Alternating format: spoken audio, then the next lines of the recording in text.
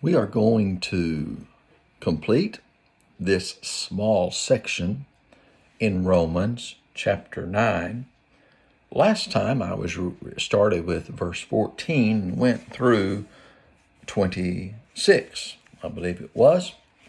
And we're talking about God's Word is talking about how God's selection, the things that God chooses, they're right. They're perfect. His choice. He can do this as he chooses. That's why he allows some people to rule that we think, oh, they're horrible, they should not rule. That's why he grants mercy to some who we say, they're not worth giving anything good to, but God chooses who he wants. He gives mercy who he wants. God's ways are perfect. He can do as he chooses. So we're going to finish this little section in this brief recording that started with 14, verse 14, and went through 26. Let me back up, and I'm going to read what God said in verse 25 again from the Old Testament in Hosea. He said, I will call not my people. I will call those who aren't my people, my people. And she who is unloved, beloved. They don't love her, but I do. That was 25. 26, and it will be in the place where they were told, you are not my people. There they will be called sons of the living God. God can do that. 27, but Isaiah cries out concerning Israel.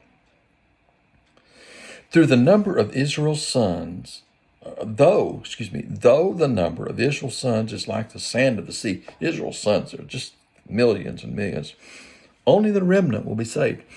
God is only going to save a small part of Israel. For the Lord will execute his sentence completely and decisively on the earth.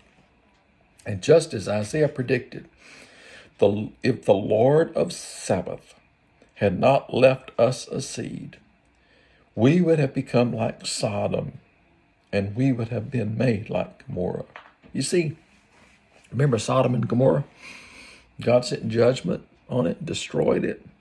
So he's saying, Isaiah said, this is Isaiah, the Old Testament prophet, if the Lord of the Sabbath had not left us a seed, had not made us his, we would have become just like Sodom and Gomorrah.